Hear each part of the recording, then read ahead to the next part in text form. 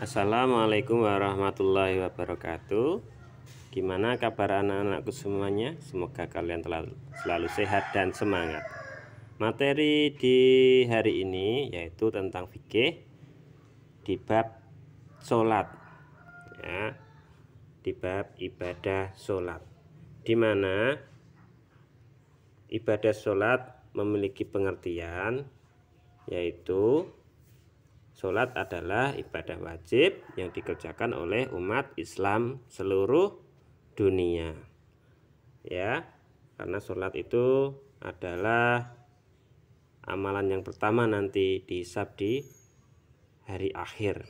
Secara bahasa, sholat itu bermakna doa, sedangkan istilah sholat dapat diartikan sebagai serangkaian ucapan dan gerakan yang tertentu yang dimulai dengan takbir dan diakhiri dengan salam. Sholat wajib ada lima waktu. Yang pertama subuh, duhur, asar, maghrib, dan isya.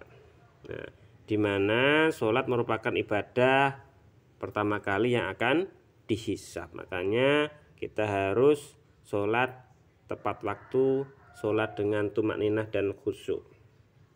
Apabila dikerjakan mendapat pahala, dan apabila ditinggalkan kita akan mendapat dosa. Kemudian syarat-syarat sahnya sholat. Yang pertama yaitu suci dari hadas dan najis. Nabi Muhammad SAW bersabda, Allah tidak akan menerima sholat seseorang di antara kamu apabila ia berhadas sehingga ia berwudu. Kemudian suci pakaian, badan, dan tempat dari najis. Nomor 3, menutup aurat. Batas aurat laki-laki yaitu pusar sampai lutut, sedangkan perempuan adalah seluruh tubuh kecuali muka dan telapak tangan. Nomor 4 yaitu telah masuk waktu sholat, di mana 5 sholat itu memiliki waktu tersendiri. Kemudian menghadap kiblat, ya, menghadap kiblat. Pada waktu sholat kita diwajibkan untuk menghadap ke arah kiblat. Kiblat itu adalah arah bagi umat Islam ketika melakukan sholat. Kiblat umat Islam itu ada di Ka'bah yang berada di Mekah, Arab Saudi. Syarat wajib sholat. Nah, di sini ada 4 syarat wajib sholat. Yang pertama, beragama Islam, karena sholat itu diwajibkan seluruh umat Islam di seluruh dunia. Kemudian berakal sehat, tidak gila. Nah, penting ini, berakal sehat, tidak gila. Kemudian balik itu dewasa.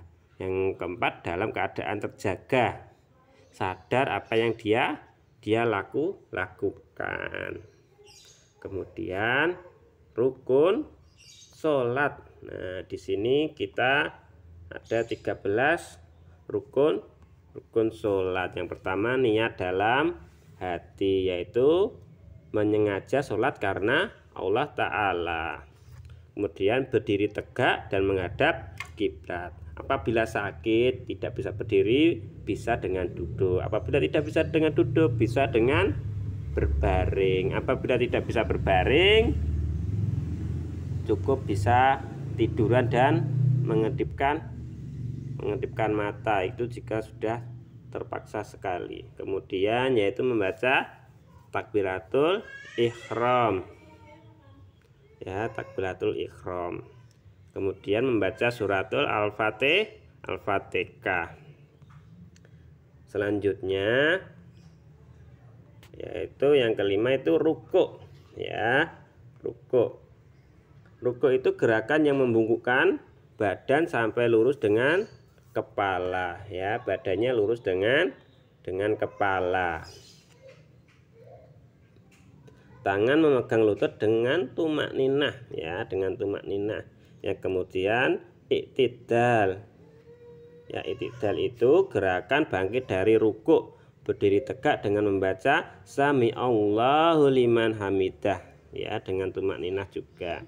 Kemudian sujud. Sujud itu gerakan meletakkan wajah ke tempat sujud. Pada waktu sujud yang menempel itu adalah kedua lutut, telapak tangan, kening, dan hidung dengan tumak-ninah. Yang kedelapan yaitu duduk di antara dua sujud atau duduk iftirosh. Gerakan duduk dengan telapak kaki kiri duduk dan telapak kaki kanan berdiri tegak. Jari kaki kanan menekan lantai dengan tumak-ninah. Di situ ada gambarnya, ya, nomor 9. Nah, seperti itu. Kemudian dilanjut yaitu duduk tawaruk atau tasyahud akhir, tahiyat akhir, ya. Nah, itu tahiyat akhir. Seperti itu. Kemudian membaca tasyahud atau tahiyat akhir. Selanjutnya membaca sholawat atas Nabi Muhammad SAW setelah tasyahud, ya, tasyahud. Selanjutnya lagi membaca salam sambil menengok kanan dan kiri, ya. Menengoknya ini pipi harus terlihat dari belakang, harus benar-benar menoleh. Yang terakhir yaitu tertib, dilakukan secara urut dan teratur, ya. Lakukan dengan tertib dan teratur, nggak boleh dibolak-balik karena itu nanti bisa sholatnya bisa batal, rusak, tidak menjadi sah sholatnya, harus diulang lagi.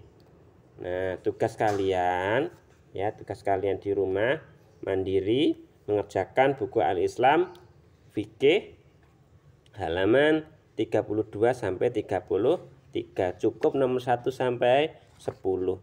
Tulis jawaban kalian di buku tulis dan nanti dikumpulkan saat kita pendampingan di kelas atau ketemuan di kelas. Ingat, ya, tetap menjalankan ibadah dengan tertib dan rajin, ya. Ini adalah materi tentang sholat. Sholat adalah kewajiban bagi umat muslim, ya, umat muslim seluruh dunia, maka jangan sekali-sekali kita meninggalkannya. Untuk materi selanjutnya kita akan membahas tentang hal-hal tentang membatalkan sholat, sunah-sunah sholat, ya, masih banyak bacaan sholat. Itu nanti kita pelajari lagi di materi selanjutnya, ya. Cukup sekian dari Pak Ayis. Pesan Pak Ayis di rumah yaitu rajin beribadah, jaga kesehatan, dan jangan lupa belajar dan rajin membaca, karena dengan membaca kita akan memperluas wawasan kita. Cukup sekian dari Pak Ayis. Assalamualaikum warahmatullahi wabarakatuh.